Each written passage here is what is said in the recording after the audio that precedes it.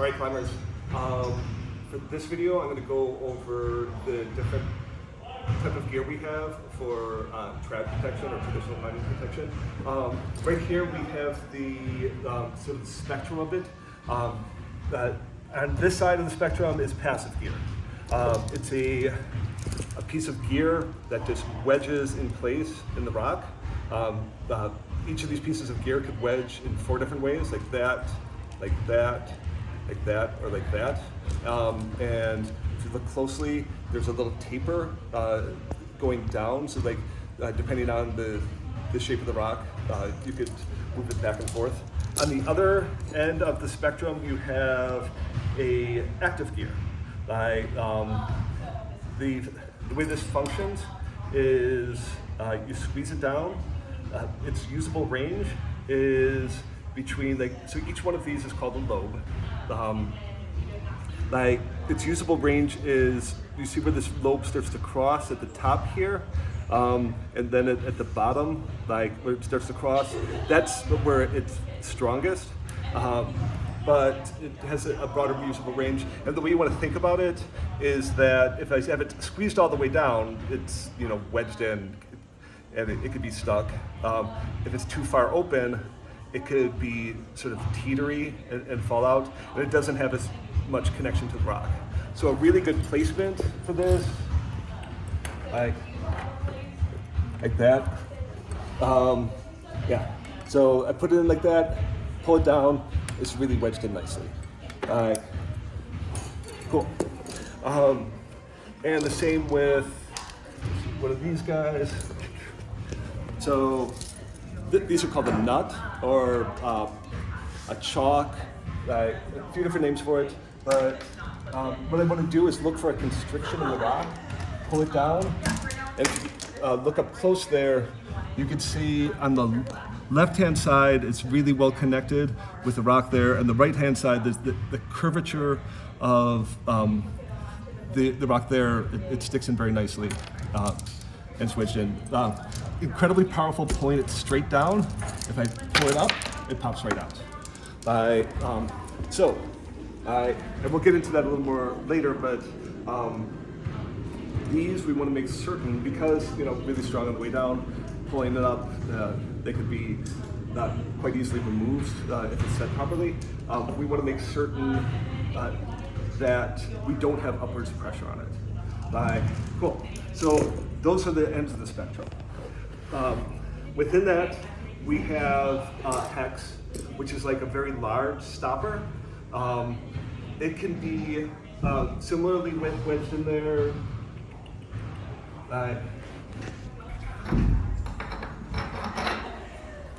It could be similarly wedged in there. You could also set it at an angle like this. So when it pulls down, it's sort of getting larger there. You see how that works? So that would be like an active piece. When under pressure, it's trying to get larger and it wedges in harder. So that's a hex. For climbers, mostly they've gone out of favor. They still have a bunch of good uses, but folks usually don't use them. And then we have tricams, a favorite of North Carolina climbers. The tricam, it's both passive and active. So passive, I could wedge it in there like I was showing you with the nut. I could also flip this over like that, and when I pull on it, see how it's trying to get bigger there? That's an active placement. So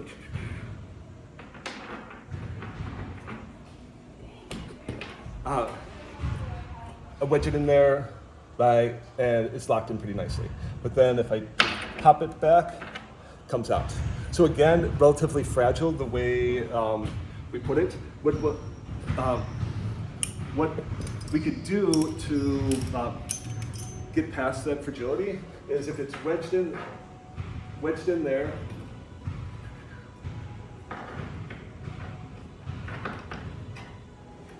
if the rope was in here like this, and I'm climbing past, and naturally as you're climbing, you're making movement, that is knocking this out of place. If I put in what's called an Alpine Draw or Alpine Runner. I could take this off, clip into one strand.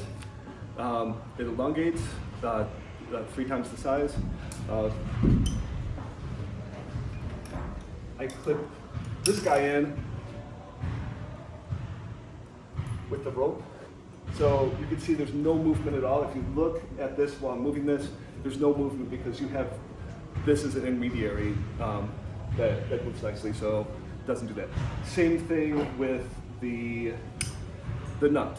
That's typically how you'd want to do it, depending on what you see as the dynamics of the climb when you're going on from there.